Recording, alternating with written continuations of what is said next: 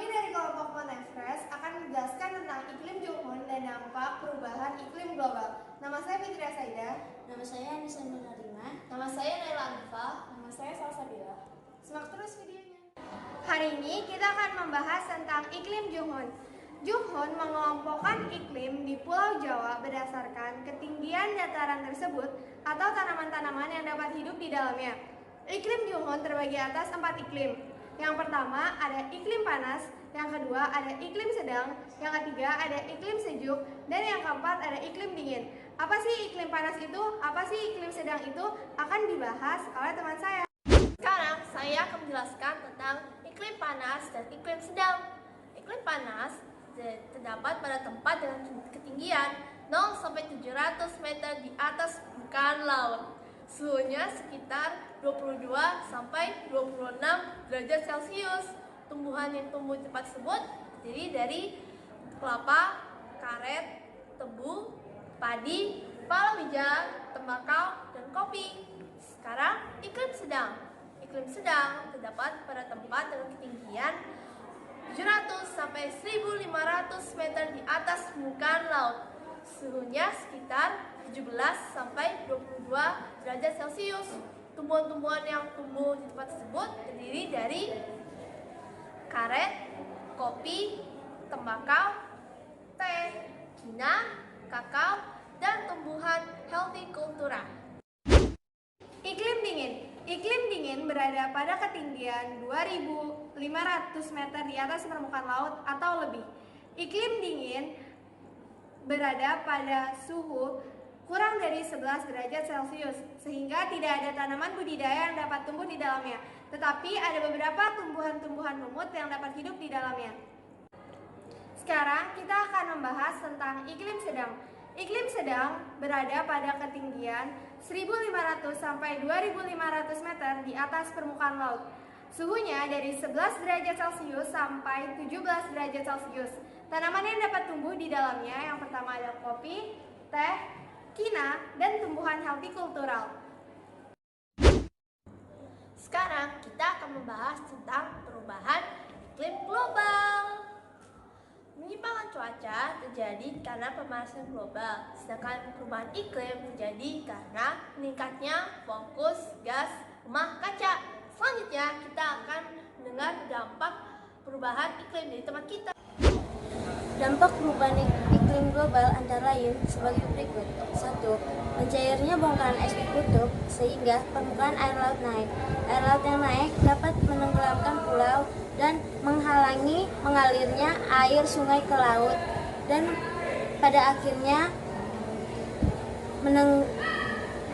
terjadi banjir di dataran rendah. Dampak selanjutnya yaitu memanasnya suhu bumi sehingga air pada permukaan menjadi mengering dan sulit didapatkan air bersih. Yang keempat, yaitu karena meningkatnya suhu bumi menyebabkan semakin tinggi resiko untuk terjadi kebakaran hutan. Yang kelima, perubahan iklim dan cuaca yang sangat ekstrim. Yang keenam, terjadinya angin, El Nino dan La Nina. Teman-teman mau tahu nggak apa itu El Nino dan La Nina? Akan dijelaskan oleh teman. Apa sih angin, El Nino, dan La Nina? El Nino adalah suatu peristiwa memanasnya suhu permukaan air laut di pantai barat Peru, Ekuador, Amerika Selatan yang mengakibatkan gangguan iklim secara global. Biasanya, permukaan air laut dingin karena adanya arus dari dasar laut menuju permukaan. Menurut setempat, El Nino adalah bayi laki-laki yang biasanya muncul di sekitar hari Natal atau akhir Desember. La Nina berbeda dengan El Nino. La Nina adalah bayi perempuan. Peristiwa itu terjadi ketika El Nino meremah dan air laut yang panas di pantai Ekuador Barat kembali bergerak ke arah barat. Air di tempat itu suhunya kembali normal, upwelling kembali muncul dan kondisi iklim kembali menjadi normal. Nah teman-teman, biar kita memperdalami angin El Nino dan La Nina, mari kita simak bareng-bareng yuk berita dan proses terjadinya angin tersebut dalam bentuk video animasi.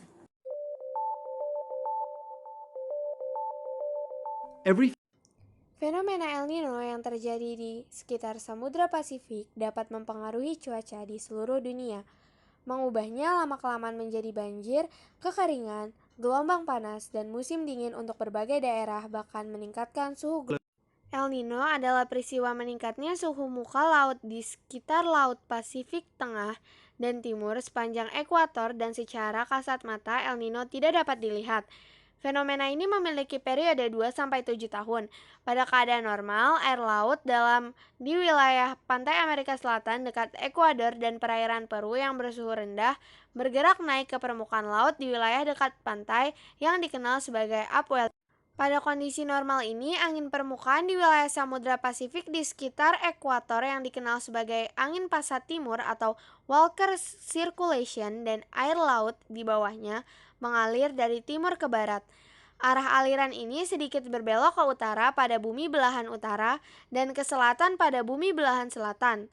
Dalam keadaan ini, penguapan di Samudra Pasifik akan meningkatkan kelembapan udara di atasnya, sehingga angin pasat timur menyebabkan beberapa daerah seperti Samudra Pasifik Barat, wilayah Indonesia, dan Australia Utara berpotensi untuk tumbuh awan-awan hujan. Sets up atmospheric circulation across this part of the world, with warm, moist air rising on one side of the ocean.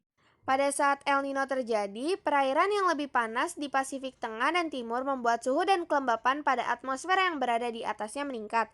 Kejadian ini mendorong pembentukan awan yang akan meningkatkan curah hujan di sekitar kawasan tersebut. Tekanan udara di bagian barat Samudra Pasifik meningkat, sehingga menghambat pertumbuhan awan di atas lautan bagian timur Indonesia. Akibatnya, beberapa wilayah Indonesia mengalami penurunan curah hujan yang jauh dari normal.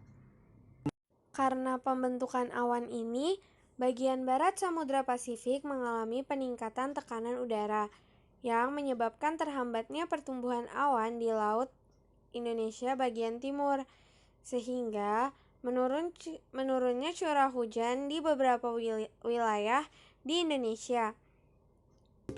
Atau dapat dijelaskan, setelah proses pembentukan awan, maka di bagian barat Samudra Pasifik akan mengalami peningkatan tekanan udara yang menyebabkan pertumbuhan awan di atas lautan timur Indonesia menjadi sangat terhambat.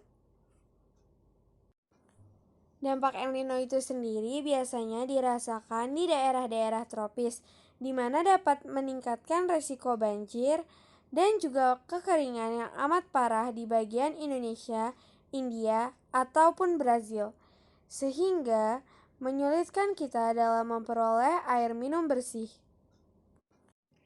Sejumlah besar dampak yang terjadi akibat El Nino menyebabkan pemanasan global. Inilah mengapa beberapa tahun terakhir El Nino menjadi perbincangan hangat setiap catatan berita. El Nino juga muncul pada akhir Desember atau pada saat waktu Natal dan hilang selama beberapa bulan. Ia juga dapat mati karena kondisi kembali netral. Namun, kebanyakan kembali menjadi kondisi La Nina. La Nina itu apa sih? La Nina itu sendiri berkebalikan dengan El Nino. La Nina dikatakan sebagai penurunan suhu di permukaan perairan Samudra Pasifik bagian timur. Pada saat yang demikian ini, ada angin pasat timur yang bertiup dan menguat di sepanjang Samudra Pasifik. Karena adanya angin kencang yang bertiup di sepanjang Samudra Pasifik, maka massa air hangat yang terbawa ke arah Pasifik Barat akan lebih banyak. Maka hal ini mengakibatkan massa air dingin di Pasifik Timur bergerak ke atas, kemudian mengganti massa air hangat yang berpindah ke Pasifik Barat. Karena adanya pergantian massa inilah, maka suhu di permukaan air laut mengalami penurunan dan kondisi kembali normal.